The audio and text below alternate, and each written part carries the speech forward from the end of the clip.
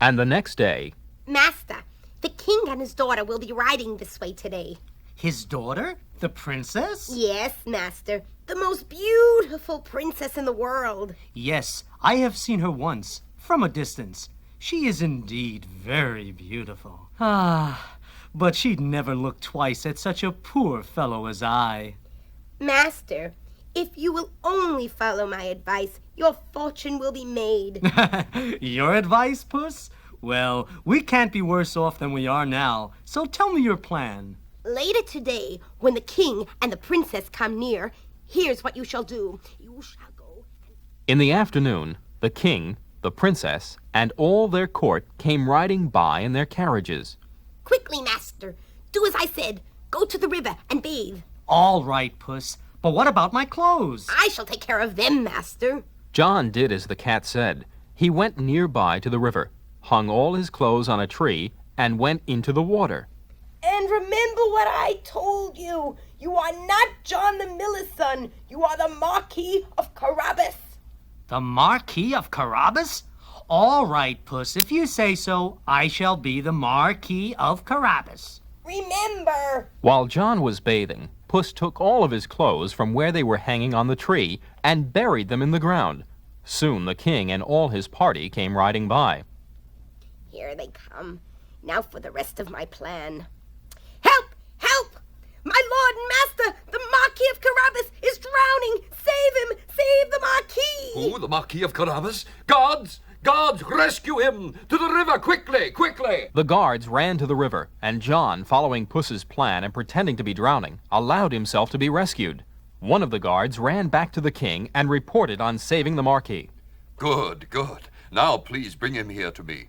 I must meet this generous nobleman. Oh, your majesty, he cannot come to you. Cannot? Why? Oh, it's a sad story. While he was swimming, a band of thieves came by. Thieves? Oh, how terrible! Yes, indeed, princess. The Marquis is a strong and brave man, and thieves do not frighten him. Strong? Brave? How wonderful he sounds. He is. And the thieves, knowing of his reputation, did not wish to get into a fight with the Marquis. I should hope not. What then, Puss? They waited until he reached the far side of the river, and when he wasn't looking, they stole his clothes and ran away. Shame on them. Yes, indeed. So without his clothes, your majesty, it is impossible for him to come and see your highness and the illustrious princess. Well, we shall soon fix that. Guards, you there! Ride back to the palace and fetch clothing for the Marquis, and bring the finest clothes you can find. Clothes fit for the nobleman. Now, go. The guard rode to the palace and brought back a fine supply of clothing. John put them on, and since he was a handsome young man, his new clothes made him look as if he had been a marquis all his days. When he was dressed, he approached the king's carriage. Ah, so you are the Marquis of Carabas.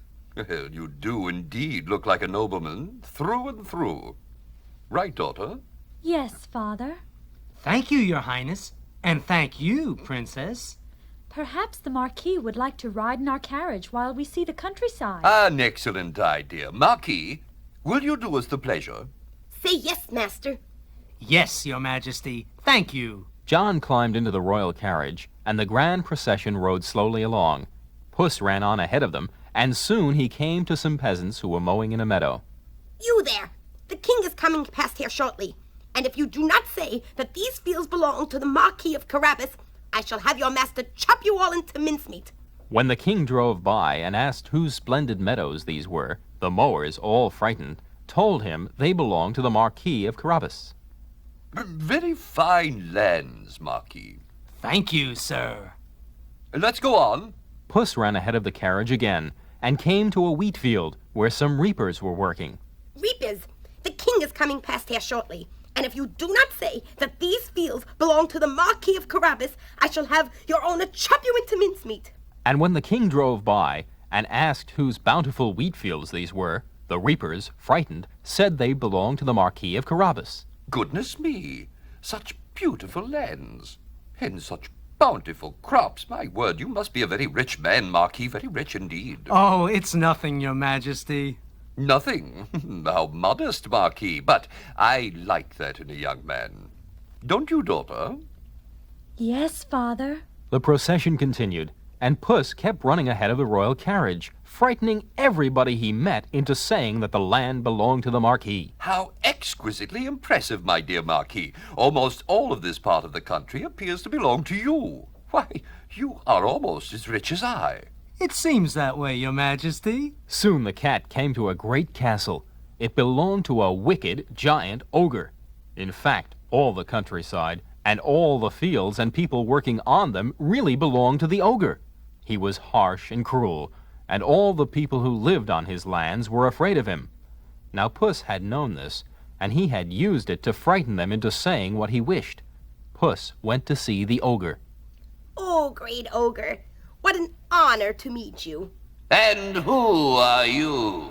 I am a simple cat on my travels throughout this fair land. I saw this magnificent castle, and I couldn't pass by without paying my respects to the owner of it. Ah, thank you. Do make yourself at home. Is there anything I can do for you? Well, there is something. I have heard in countries far, far away that you possess remarkable powers. You have, eh? Me? Yes, indeed. Which of my magnificent powers do they speak of? They say you can change yourself into any kind of beast you choose, an elephant or a lion or anything. That is true. My powers are known the world over. Peasants and people even sing of me.